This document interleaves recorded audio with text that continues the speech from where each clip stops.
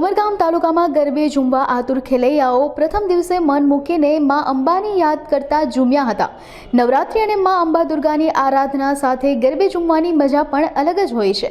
ત્યારે મોટાભાગની ખાનગી સોસાયટીઓમાં હવે બહારના લોકો નહીં પ્રવેશ કરે તેવા આયોજન સાથે ગરબાનું આયોજન કરવામાં આવ્યું છે, જેનાથી કોઈ વિવાદ કે મહિલા દીકરીઓ માટે ચિંતા રહેતી નથી।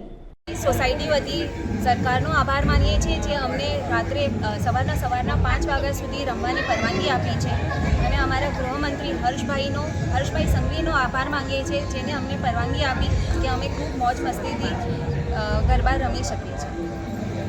જય માતાજી।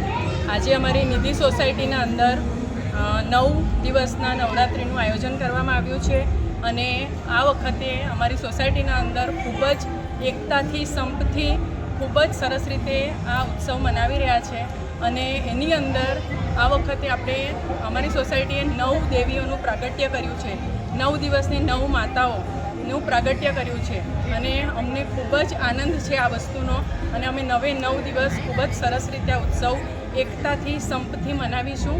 જય માતાજી। જય માતાજી। અમારી નિધિ સોસાયટીમાં આજે જે ગરબા રમે છે એ બધું કોરિયોગ્રાફે અમારી સોસાયટીમાં કોરિયોગ્રાફર આવીને અમને શીખડાવ્યું છે અમારી બેન દીકરીઓને અને એ અમે બહાર જઈને પણ ગરબા ક્લાસમાં શીખી શકીએ, પણ ગરબા ક્લાસમાં જવાથી જેના મનમાં જે મેલ હોય કે કોઈની બુરી નજર હોય એનાથી અમારી બેન દીકરીઓ બચી શકે છે। એના માટે અમારી સોસાયટી કમિટીએ આ કોરિયોગ્રાફરને અમારી સોસાયટીમાં બોલાવવાનું નક્કી કર્યું હતું।